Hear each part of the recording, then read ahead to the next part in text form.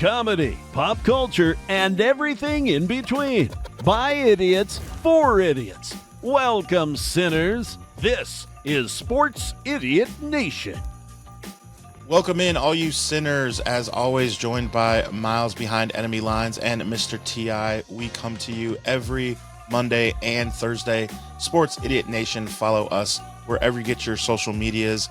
Today is Thursday, December 5th, and so here's the deal. T.I. usually in our group chat will not shut up about some reference in some way, shape, or form of freaking Cartman or basketballs or something regarding Trey Parker, Matt Stone. And so we thought, you know what, it would be pretty crazy to let's just freaking hit record and talk about it. So we're coming to you this Thursday, just talking all things Trey Parker, Matt Stone. T.I., tell us, let me start by saying this. I proudly can state, and anyone that went to Concordia High School can attest to this, that freshman year, I was one of the first people rocking in 96 a South Park t-shirt. When those first came out, like, you were only the coolest of the cool kids would have the t-shirts. And the one that it was that you'll remember is it's the four boys, the front, and on the back, it's their backsides. And that's the shirt. Like, that was it. And like, everyone just knew, like, oh, that's that new cartoon on Comedy Central. Like, it just took the whole world by storm, and just the irreverence of it, and just how clever the writing was, very similar to Family Guy in its irreverence and making fun of certain things pop culture wise, which sports, comedy, pop culture, music, everything in between, that's what we're about, is messing with pop culture. When you follow us on social media, you'll see from funny memes and things that we make fun of. And I feel like our dream would be to have Matt and Trey on this show. That would be a dream of ours. So if they're listening somehow, we're going to make it happen. But T.I., tell us your introduction to these other idiots. Sure. No, I will for sure. I can talk about South Park for about 78 straight days. But first, before I get into that, I have to say you did make the reference to Family Guy, and that is one of my all-time favorite series. Is when they do the Cartoon Wars. Is when, you know, basically Cartman is on a mission to get Family Guy canceled, and Bart Simpson is involved. The Simpsons get involved. I mean, it's a brilliant, you know, series. That's way down the line. But taking back to the beginning, South Park aired in 97, the year I graduated high school. It aired in August. I think August like 10th or August 7th or something. So basically like three weeks before I was heading off to MTSU. And I remember watching TV. I religiously watched Comedy Central. And I'm sitting there flipping, and I turn on and I see these like very terrible, like cut out, you know, construction paper, cardboard looking kids, their mouths barely moving. This? And they are just saying the craziest stuff. They're all cussing. It was the aliens, you know, the alien episode. And it was just some crazy stuff. And I remember calling my very like-minded buddy, Chris Craig, who is very familiar with this podcast, very familiar with all my shenanigans. We call him the GOAT. He is our commissioner of our fantasy league that we have all been together since high school and college. And I called him up and I'm like, bro, I don't know what this is. I don't know where it came from, but you have to turn on Comedy Central right now. And we're like on the phone, you know, because you've got the phone that you're walking around the house with the long cord because, you know, we didn't have cell phones. And I'm walking around and, you know, we're watching it together on the phone, you know, and then we're both like, all right, I got to get off here and watch this, you know? And so of course I watch it, fall in love with it next week, watch it again. Obviously dating myself is, I broke out the VHS and started recording episodes, and I took it as my personal mission. I had about, I don't know, 4 or 5 episodes on tape, took it to MTSU. anybody who would give me a chance to pop it in the VCR. I showed them, turned so many people onto the show, and it resonated with me at a time in my life when I was trying to really figure out like who I was and where I was going and what I was going to be doing, and it just hit. And I've been a devoted fan ever since. I think it's the greatest show ever made. I think those guys are geniuses. I love their attitude. The attitude is you either make fun of everything or you make fun of nothing.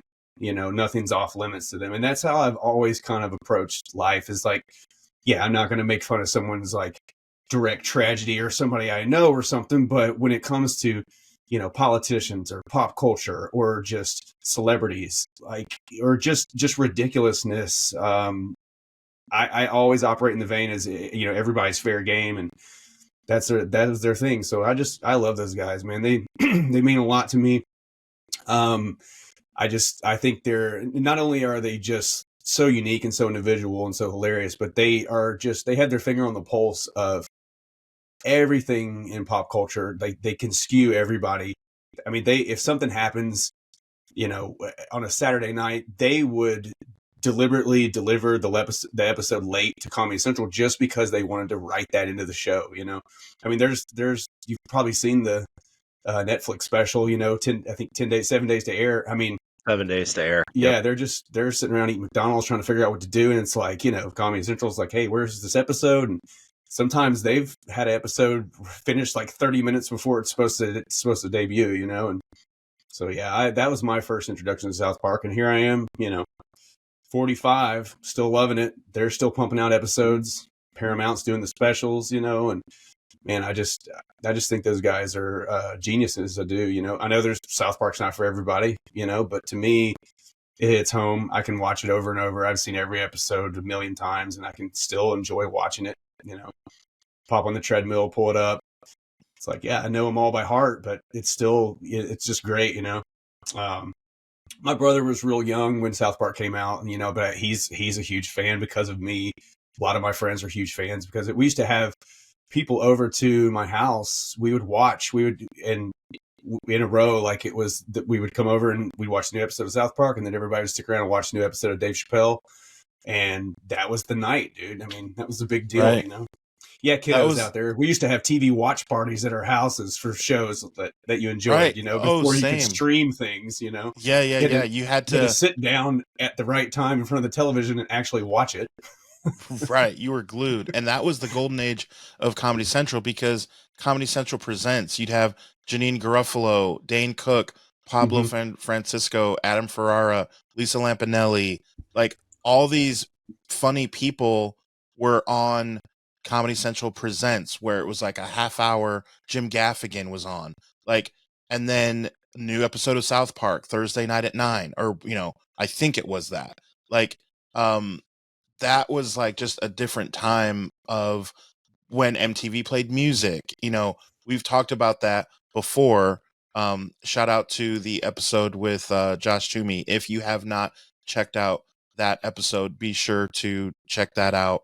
As well as plenty of other episodes on Sports Idiot Nation. Remember to follow wherever you get your social media at Sports Idiot Nation. Talking also, besides South Park, when you talk Matt and Trey, Team America, like, is just, we've talked about that before, that what it's rated R for, when you look at it and it says like puppet sex, it's like hardcore what? puppet sex. Like, they just went at a different level. Like, who would have thought to do that? Like, there are just comedians who have done things that when they did it in their heyday, no one's done it like that. From like Eddie Murphy Raw, or you know what I mean? Like, there's just comedians who do things, and you're like, Jim Carrey, Robin Williams, when they do it, you're like in awe of how Steve Martin, how intelligent they are with it, right? And the goal is for them to look silly and stupid. And Jim Carrey can look really silly and really stupid or whatever. Same thing with Matt and Trey, right? Like, but deep down, we see the genius. Yeah, you talk about So Team America. I actually went to midnight to see like the night it came out. Like I was like, a movie that you don't have to, you could have waited for, a movie that the theater is not going to be packed. You don't have to rush to get tickets. I was like clamoring to go see it. I was just like, I can't wait to see this damn movie. You know? Yeah, so the genius, I think, especially with Team America, is understand when that movie came out, 2004. So 9/11 happened just 3 years before, and the Iraq War started just year before the movie came out. And actually, at that time, the approval rating for those wars in the United States was very high. So they took a huge risk mocking America, being the policeman of the world. And if you remember that opening scene when they're in Paris, and the terrorists are there, and the guy, I don't remember his name, it wasn't relevant anyways, and he shoots literally the bazooka, the rocket or grenade launcher, and he hits the Eiffel Tower and completely destroys it. He's like, damn it, I missed him. And they just lay waste to the city of Paris, did much more damage than the actual terrorists did. And at the end of it, because they killed the terrorists, they're like, yeah, we saved the world again. So to show that they were doing that ahead of what everyone else did, because now, in hindsight, everyone's like, oh, the Iraq War was a huge mistake. We were in Afghanistan for 20 plus years. So the Right. genius to do that back 2004, and now everyone looks at it, it's like Trey Parker and Matt Stone were right the entire time, and only at that time about 10% of America saw it through the prism that they did, and they were spot on, because it's like everyone now, Republican, Democrat, and of course in the song America F Yeah, they talk about Republicans and Democrats, but they were so spot on of everyone now sees of America needs to stop being the policeman of the world. Yeah, my favorite quote from them about making that movie is they were asked, well, what made you guys want to do puppets? And without missing a beat, they said, well, we absolutely hate actors. They were like, so we're going to do puppets. But then they were like, but then we found out how hard it was. And so we're never doing puppets again, I mean, they had Film the actors choreographer still fag.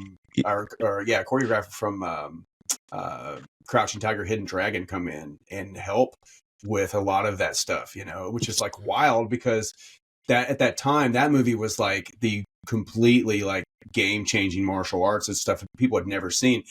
And then they're like, hey, you want to come over and work on our puppet movie? Oh, by the way, there's hardcore puppet sex in it. And we make fun of Ben Affleck a lot, but come on over and help us out, Yeah. And everyone has AIDS. But you mentioned basketball and Team America. Obviously, one of their original ones is Orgasmo, and still about the Mormon Bible sellers, and like becomes a porn star, and that's still one of my favorite Trey Parker songs. The now you're a man, a man, a man, a man. He's like.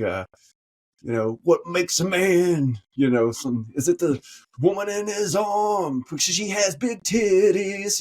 Like it's just that was it. It was like, oh man, because I didn't know that was out before South Park, or around like the beginning of it, and it's like I didn't know they were doing that stuff. They had Cannibal the Musical, which is very weird, but still you can tell it's them.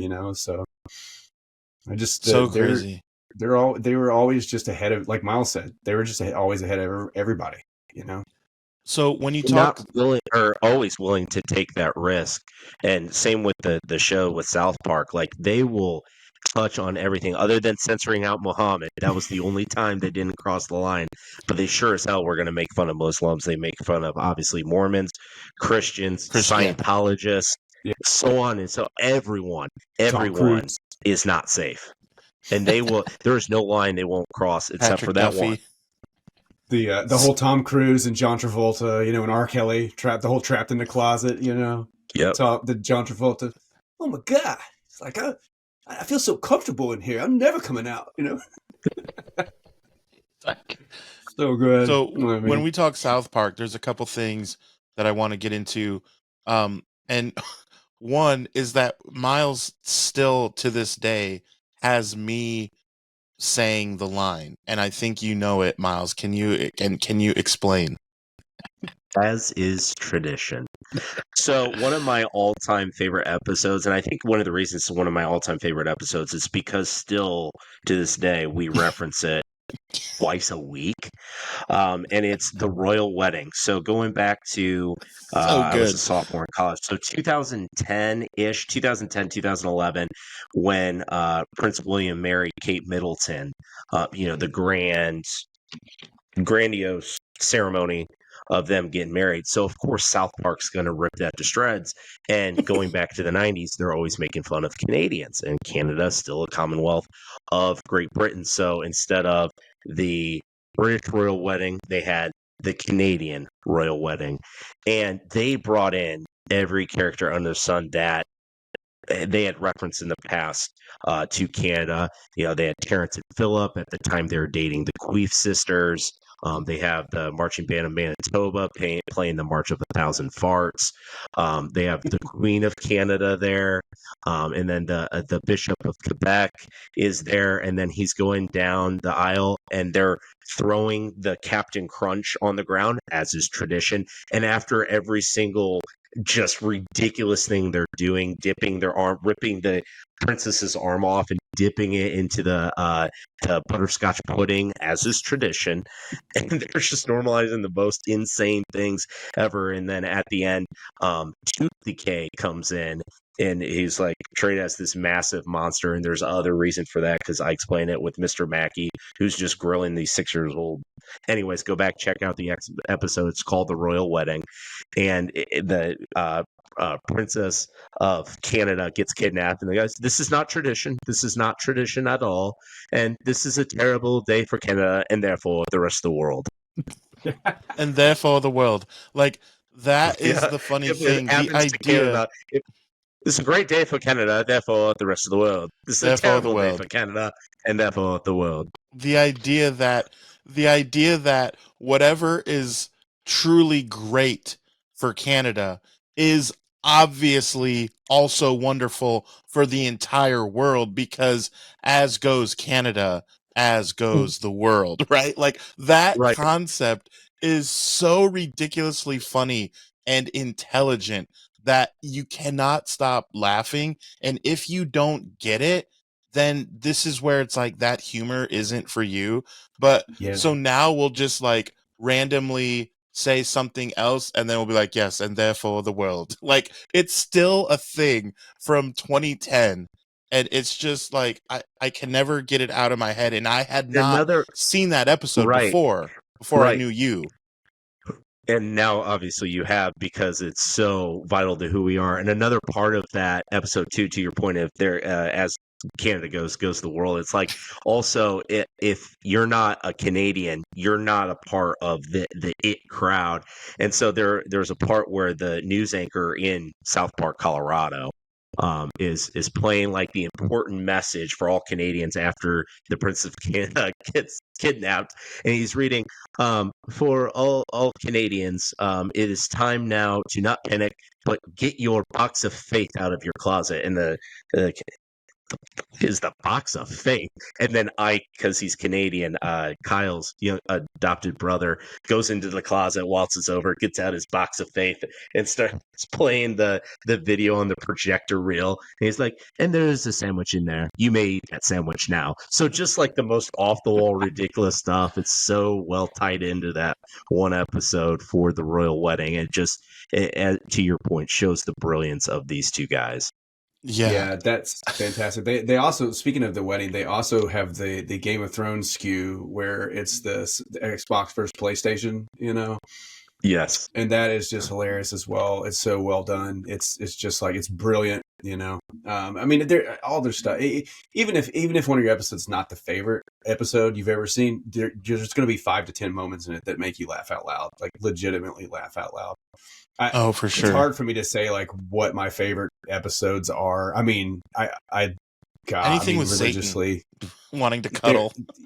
I really, one of my all-time favorites still is, it will always be, is where the Walmart walks, or where Walmart walks. I can't remember what the name is. The Walmart episode is just so good to me. It's hilarious to where, the Walmart itself is alive. And it's like all knowing, all seeing, even the GM of Walmart is like writing on paper. It's like, it's listening, it's listening. And they're like, we have Walmart to kill the with Walmart. 2 L's. Yeah. Two Look, L's. they're like, we have to kill the Walmart. They're like, well, how do you kill the Walmart? It's like, well, you have to stab it in the heart. And they're like, well, where's the heart of Walmart? It's like in the electronics section. And it's like the whole city is like making pacts where they're not going to shop at Walmart, and then they're all seeing each other in Walmart, and Randy drops a cup. It's like, oh, we broke a glass, got to go to Walmart, and he's at night waking up and looking out at the Walmart that's all lit up and like rubbing his nipple like up on the window, and she's like, Randy, what are you doing? He's like, oh, nothing, Cartman's in there. He's like, three copies of Time Cop for $10. It's like, I don't even want one copy, but 3 copies. Yeah. I'll do it. Yeah. Yeah. It's great because back in the day, obviously these days, the world's changed. So Walmart aren't even 24 hours, and they may be in some bigger cities, but definitely not here. And, but that was the thing. Like at MTSU, we'd be sitting in the dorm room drinking beer and like, what are you going to do? I don't know. Let's just go to Walmart. And it's like, go to Walmart at midnight and just get the giant balls out of the bin and bounce them around and ride bikes around and ride big wheels and bring a video camera and get kicked out. The people at Walmart were like, we don't really care. We're just glad people are here, But yeah, I love that one. Like I said, I love the Cartoon Wars. I love the Shakey's Pizza one, where Cartman's trying to, basically buy his own Shakey's Pizza, and he's selling fetuses, He's like, oh no, you're breaking my balls here, and Superman is in, Christopher Reeve's in that one, Gene Hackman's in it, every time Gene Hackman shows up, he's like, I'm Hackman, I just remember being in tears just watching it. And like to harp back to what you said, Adam, about people, if you don't get it, you don't get it. Like, that's the thing. If you're trying to tell somebody who's not a fan of South Park about an episode, like nothing makes sense to them, they don't enjoy it. But when you get those callbacks, like the Canadian Wedding with all the characters, like I said, the Cartoon Wars one is great because you're getting, if you go back and watch those episodes, there's everything from X-Men to Ninja Turtles to Bambi to Mickey Mouse. They're all there. Everything you could possibly think of from your childhood is there. You just have to find it. Thundercats are in it. They're just always, not afraid to take a risk, and didn't really care if you liked the episode or not. They're going to do what they wanted to do. And that's the thing. Like, how many people are out here writing scripts and they're just like, well, this is what the people want. And they're just like, we don't care about that. Like, this is what we want, and if you don't like it, then by all means, like the one they won the award for, the About Last Night, the Obama election and everything like that. That episode is just genius. Absolutely genius. There's a reason why they got nominated for award for that episode alone, but just love those guys, man. The world is my world is a better place because Trey Parker and Matt Stone, hands down. Well, and also the development of that show too, going from what you talked about, the very first episode called Cartman Gets an Anal Probe, going from that into having characters for now almost 30 years stay the same age. They're are they 4th graders? Is that correct? They're 4th graders. Well, they're in one season they actually went to the next grade, but yeah, I think they went from 3rd to 4th or something, Yeah. So they stayed the same age essentially, but they still have character development. And that's the most wild thing to see that over time. And then growing the characters and then also having internal universes within it. So, talking about Imagination Land, talking about Stick of Truth, developing video games out of that, Coon and Friends, the Fractured Butthole, and then having those like mini series within the TV show is just, it's so good. And it's funny to see how Cartman's evil develop, but then there are times where he breaks that and shows he actually has a soul, but in reality he's doing it for a greater means later, to deceive someone. And it's you can go out and watch a breakdown of every character and top 10 lists of the time Cartman was actually the good guy. And the top 5 times that Butters was actually the smartest one of them all, and just all these little nuances to every character, and everything is done so precisely, and everything is done clearly on purpose. It's unbelievable that they've been able to maintain. And actually, this year, 2024, is the first time since the show started that they will not release a new episode. The show's not over, but it's the first time ever that they're not creating a new season. And obviously, we've seen that over the last few years. They've gone from like 20 some episodes, and then they cut down to 18, then to 12, and then they've done the last, I think, 3 seasons now, just 6 episodes. So it seems like they're winding down, but they're like, nope, we're still not done. We're just, they're taking the break for now, for whatever that means. But it's like, I want the show to go till I die. Well, they signed that deal with Paramount right as they were getting renewed by Comedy Central. And so they signed the deal with Paramount to do specials. And so they started doing like hour-long specials. The most recent one they did, The Death of Obesity. I mean, I was legitimately in tears watching it, and like when they were skewing Lizzo, like Lizzo even saw it and she's like cracking up. And let's be real, it's kind of like the Weird Al thing. Like when somebody parodies your song, you've made it. That point to her, she was like, I don't care they're making fun of me. I'm on South Park. Like I am out there now, but girl, she knows she fat. But they one of the things like I kind of read an article about it recently talking about some of their favorite characters and you say the arc of Cartman, like the development of them, like their whole thing is we need a villain in South Park, and they didn't have a true villain. And so the episode where they decided to make Cartman the villain of South Park is the Scott Tinnerman Must Die episode. It is the one where he ultimately, in the end, he's like, Tinnerman's, getting him with all this different stuff. And in the end, he's like, oh, you really like that chili, huh? He's like, yeah, it's great. Best chili I ever had. He's like, okay, well, I killed your parents and grind them up in it, and he's like, what? And like, that was the moment that they introduced him as the villain. And ironically, Radiohead is actual Radiohead is in that episode. It is actually Tom York and the rest of the band doing the voices. Remember, Scott Tinnerman's favorite band was Radiohead. And he's crying in the end because he obviously just ate his parents in a bowl of chili.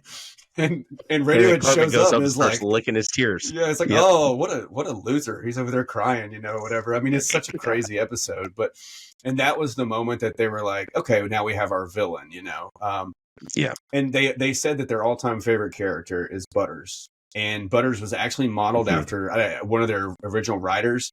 Like they would be in the writer's room all like, drinking, hanging out, doing drugs. This is the beginning. Like they said that the reason why they came up with South Park is they did every drug under the sun, and it's like they had this one writer who was just kind of straight edge, and they kind of modeled Butters after him. And they, to this day, they're like, Butters is our all-time favorite character, Leopold Butterscotch. Man, he's great stuff. Professor but you got to think about like all the Mr. Hanky, Tally, like Christmas Pooh. Tally is just fantastic. Well, Tally is still like you can buy a Tally. There's shoes. There's like Adidas Tally shoes. I mean, he is in it. Like that character is just infiltrated the pop culture world.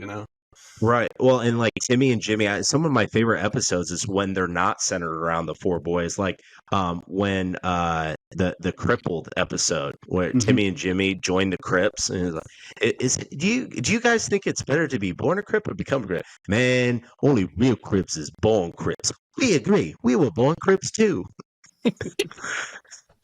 And that one, they pump the punk ass Bloods after they force them to get into a massive gasoline fire accident, and then they bring them back marshmallows and ginger ale. And it's like, come on, guys, just come on. So they end the war between the Crips and the Bloods because they threw a pool party at a YMCA gym lock-in and gave them a pizza party. And they're like, come on, man, come on. Trying to bring them all together. Yeah, fantastic. This is classic Sports Idiot Nation. Remember to follow us wherever you get your social media. Follow at Sports Idiot Nation. Remember, the most fun way to watch is on YouTube. One question I want to ask you guys is, what would Brian Boitano do if he was here right now? He'd probably kick an ass or two. That's what Brian Boitano do. Blame Canada. Just the most random, the random stuff just comes to mind. Still say, I'm like, anything happens, I say, blame Canada. Yeah, In right. Canada. Well, and from that movie, and that was my first memory, is actually the movie on Comedy Central Secret Stash late at night. Uncut, bigger, It was whatever.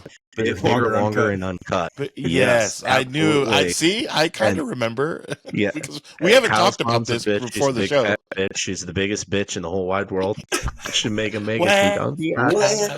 Yeah. Yeah. You're like, So don't that do it, movie, Cartman. and what I love, where they emphasize Satan and his gay relationship with Saddam, and I just love how they make Satan to be a beta male. right, like, That's oh, just come cuddle. that's You don't want to cuddle? And the way they, I mean, skewing Saddam like that is just perfect. It's like, why not take the worst person in the entire universe and make him have a homosexual relationship with the devil himself? evil You one, know, yeah.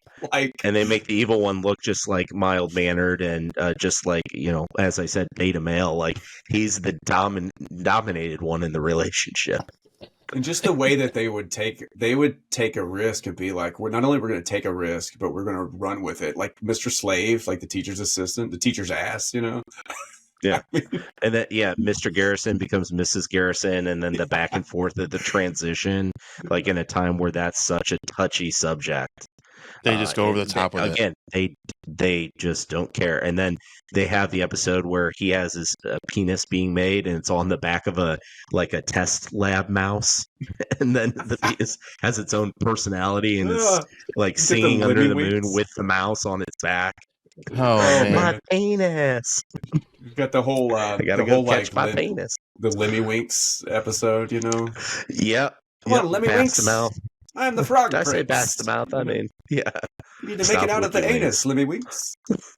Well, we could definitely go a Joe Rogan style episode here where we just go through like every single show, but we probably got to get going because we got to go back and watch some episodes ourselves because this is like making us think of all this stuff now.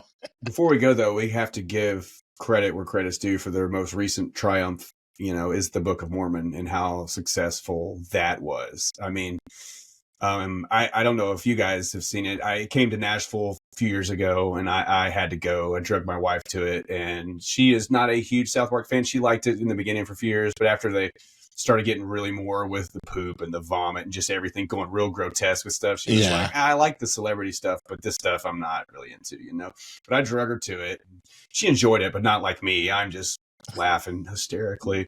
But it's just so well done, and it obviously like catapults them to a whole another level, where it's like, they've already had successful movies, they've had shows, they've done, now they're doing concerts. I mean, they did a whole Red Rocks Broadway thing, musical. Like now let's do a Broadway musical. Yeah. And even people who are super religious just loved it. I mean, my former owner of the store I managed for many years, she's no longer with us. She was elderly at this point, but she went to it and we were at the same show. And I remember the next day at work, I was like thinking like, she probably hated it. She was like, that was the funniest, most hilarious thing I've ever seen in my life, And she's like devout Catholic, like hardcore, and she just absolutely loved it, So like, maybe it was the whole Mormon skewing of it, but it was just so well done. And, the one I saw didn't have Josh Gad or whatever. It had just whoever was on tour doing it. But it was great. It was awesome, I'd go see it again in a heartbeat if it came to town. Yeah, I didn't get a chance to like see it like that. I remember not remembering that it was those dudes that did it. Like it was such a big thing that you almost forget like, oh yeah, it's those guys who created South Park. Like, it's just something that kind of takes over, kind of like the vagina monologues or whatever. Wasn't that not by them? I'm just saying in the grand scheme of like shows that are taken over of like everyone is the buzz around it, right? The vagina monologues is like one of those things where it's like it's buzzworthy. Well, the Book of Mormon, Hamilton, these are all like buzzworthy, but you forget that Book of Mormon is these guys that did it, and it's like, they genius. Well, when they had, I guess it was either I think it was for Blame Canada, because I think Blame Canada got nominated for Best Song that year, and then they were like invited to go to the Oscars, and of course they're like, well, we hate all these people, we hate this is why we do this show. And they're like, well, it's, people, viewers out there can go look it up, but they were sitting around saying like, well, we have to go, but I don't want to go. And it's like, well, I'll go if you go. And it's like, well, let's do something different. And so they're like, how about we dress up in dresses and drop acid? And they're like, okay. And if you go back now and look at their red carpet interviews, their eyes are as big as the moon. They are clearly tripping balls, and they are at the Oscars wearing dresses with like George Clooney and all these people around, and they're just like, what are we doing? They said after being there about 15, 20 minutes, they were like, this was a terrible mistake.